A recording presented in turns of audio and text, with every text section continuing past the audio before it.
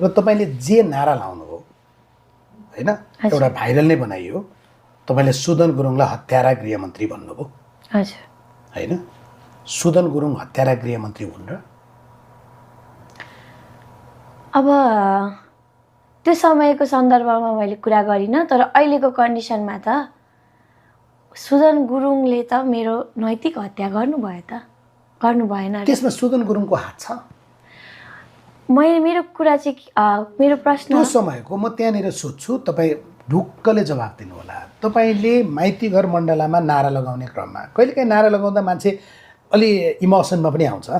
मलाई अहिले याद छ हजुर 2062-63को आन्दोलनको बेलामा मलाई लाग्छ तपाईँ त भर्खर जन्मिनु भएको थियो या जन्मिनु नै भएको थिएन।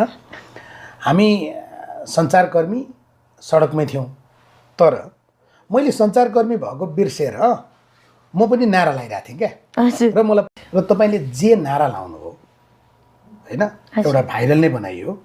तपाईँले सुदन गुरुङलाई हत्यारा गृहमन्त्री भन्नुभयो। हजुर हैन, सुदन गुरुङ हत्यारा गृहमन्त्री हुन् र?